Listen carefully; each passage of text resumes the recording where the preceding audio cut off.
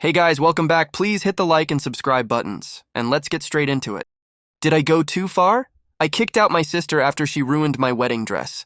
My name is Ava, and I'm a 29-year-old marketing consultant. I've always been close to my family, especially my younger sister Mia, who's 26. We grew up sharing everything, from secrets to clothes, and I always imagined she'd be my maid of honor when I got married. That dream came true when I got engaged to my college sweetheart, Ethan. Planning the wedding was both exciting and stressful.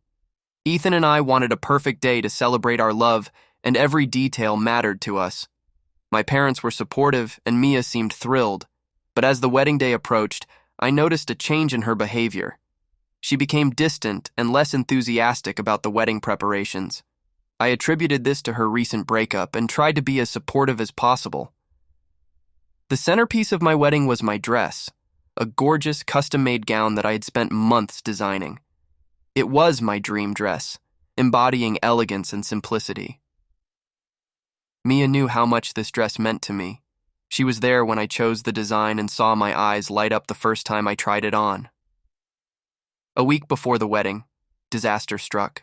I had gone out for my final dress fitting and left Mia at my apartment, where the dress was safely stored in a garment bag. When I returned, I found Mia in tears, the dress on the floor, stained with red wine. It was an accident. She had been trying it on, something we had playfully talked about when we were younger, and spilled her wine in a moment of clumsiness. I was devastated. The dress was ruined, and there wasn't enough time to get it fixed or find a new one. In a moment of anger and heartbreak, I lashed out at Mia, telling her she was no longer welcome at the wedding. It was a harsh reaction, but seeing my dream dress, a symbol of my new beginning with Ethan, destroyed, felt like a betrayal I couldn't overlook. The confrontation with Mia escalated quickly. Tears streamed down her face as she apologized profusely, explaining it was an accident, that she only wanted to feel what it was like to wear such a beautiful gown. But in that moment, all I could see was my ruined wedding dress and the shattered dream of my perfect day. I was blinded by a mix of anger, disappointment, and stress. The wedding was just a week away, and the thought of not having my dress was unbearable.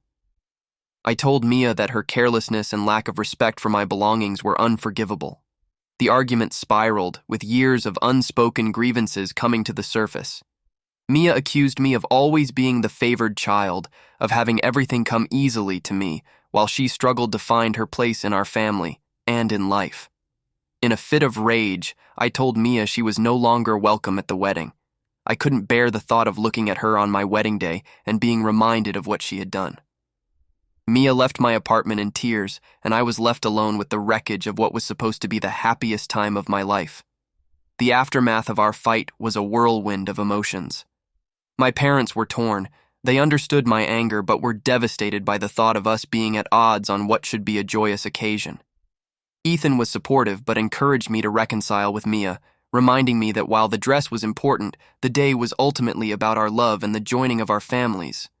But I was stubborn. The hurt from Mia's actions, coupled with the stress of last-minute wedding changes, made it hard for me to forgive or see reason. I was determined to go through with the wedding without her, even though it meant breaking a bond that had taken a lifetime to build. The week leading up to the wedding was a blur. I managed to find a replacement dress, but it didn't hold the same significance as my original gown. The joy of the wedding preparations was overshadowed by the rift with Mia. Our parents tried to mediate, but I was too hurt to listen. Mia sent several texts apologizing, but I couldn't bring myself to reply. The wedding day arrived, and it was beautiful in many ways. The ceremony was touching, the reception was lively, and Ethan was an incredibly supportive partner. Yet, there was a palpable void. Mia's absence was felt deeply, not just by me but by all our family and friends. The joy of my wedding day was tinged with sadness, a feeling I hadn't anticipated. After returning from our honeymoon, I had time to reflect. The anger and hurt began to subside, giving way to regret. I missed my sister. I realized that in my obsession with perfection, I had lost sight of what was truly important: family and forgiveness. I reached out to Mia and we agreed to meet. It was an emotional reunion. We both cried and expressed our feelings. Mia explained how inferior she often felt compared to me, and how trying on the dress was a moment of escapism for her. I shared my feelings of betrayal and disappointment. It was a deep, honest conversation that we should have had years ago. We've been working on rebuilding our relationship since. It's not easy. There are still moments of awkwardness and lingering hurt, but we're committed to healing. I've learned a valuable lesson about forgiveness and understanding. While I can't change what happened, I'm hopeful for the future. Mia and I are taking it one day at a time, rebuilding the sisterly bond that was almost lost in a moment of anger. So what do you guys think? Did I go too far? Remember to leave your thoughts and opinions in the comments. See ya.